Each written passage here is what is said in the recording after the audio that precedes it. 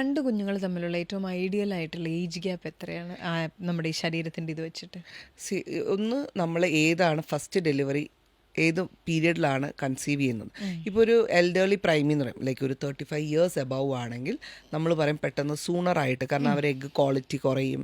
ഇത് കാരണം നമ്മൾ മേ ബി ഒരു 28 ലൈക്ക് ഒരു മന്ത്സിനുള്ളിൽ തന്നെ അടുത്തത് കൺസീവ് ആകണം എന്ന് പറയും.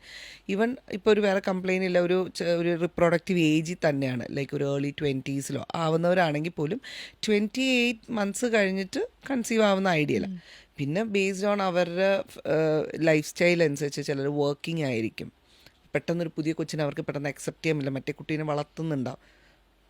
ഇപ്പോൾ എല്ലാവരും ന്യൂക്ലിയർ ഫാമിലിയാണ്. ഈ ന്യൂക്ലിയർ ഫാമിലി ആയതുകൊണ്ട് തന്നെ 2 പേര് മാത്രമേ ഉണ്ടാവുള്ളൂ കുട്ടീനെ ടേക്ക് കെയർ ചെയ്യാൻ. അപ്പോൾ അതുകൊണ്ട് ചിലർ ഡിലേ ചെയ്യും. പക്ഷേ ഒരു എൽഡർലി പ്രൈമി ആണെങ്കിൽ ഞാൻ പറയും വിത്തിൻ ഒരു 28 മന്ത്സ് അല്ലെങ്കിൽ ഒരു 2 ഇയേഴ്സിന് കഴിയുമ്പോൾ തന്നെ അടുത്ത നിങ്ങൾക്ക് കൺസീവ് ആണെങ്കിൽ എത്രയും നേരത്തെ കൺസീവ് ആകുക.